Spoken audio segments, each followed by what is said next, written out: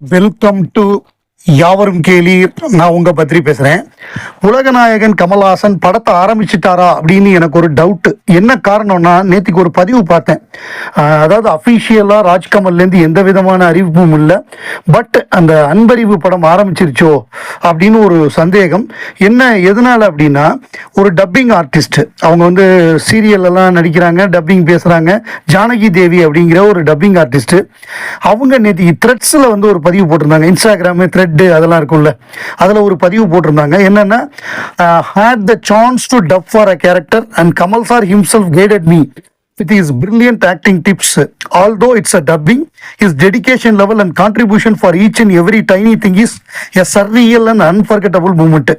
Hearing a nandri from his roaring voice felt like winning an Oscar award அப்படின்னு போட்டிருக்காங்க.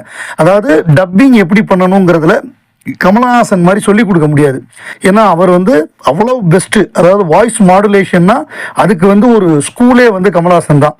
எந்த வார்த்தையை அழுத்தி சொல்லணும், எந்த வார்த்தைக்கு கேப்பு கொடுக்கணும், எந்த வார்த்தையை ஏற்றி சொல்லணும், அதாவது ஹை பிச்சில் பேசணும், லோவில் பேசணும், ஹஸ்கி வாய்ஸில் பேசணுங்கிறதெல்லாம் கடவுள் பாதி மிருகம் பாதி கலந்து செய்த கலவை நான் அதில் பேசுறதுலேருந்தே தெரிஞ்சிருக்கும்.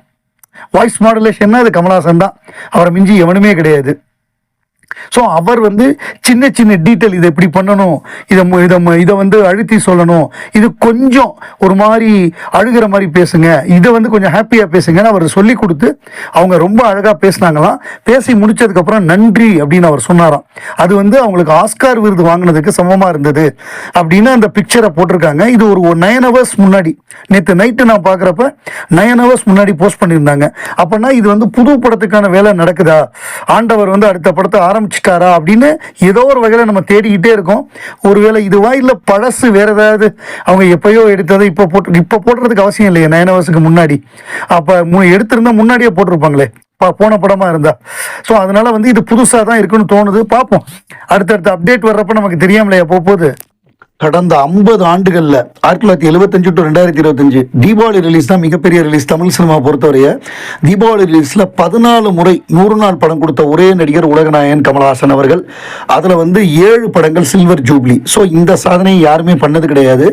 அதே நேரம் ஒரு குறிப்பிட்ட படம் நம்ம இதை சொல்லலாம், சிகப்பு ரோஜாக்கள். அந்த சிகப்பு ரோஜாக்கள் பொறுத்தவரைய பாரதி ராஜாவுக்கு வந்து கிராமத்து படங்கள் தான் எடுக்க தெரியும் சொன்னப்போ அவர் சிட்டி படம் எடுக்கணும்னு நினைச்சாரு. அதில் நிறைய பேர்கிட்ட போய் கேட்டார், யாருமே ஒத்துக்கல. அது நிஜமாவே நடந்த சம்பவம். உலகநாயகன் ஒத்துக்கிட்டு அந்த படத்தில் நடித்தார். அது மாபெரும் வெற்றி படமாக அமைந்தது, மிகப்பெரிய வசூல் சாதனை புரிந்தது.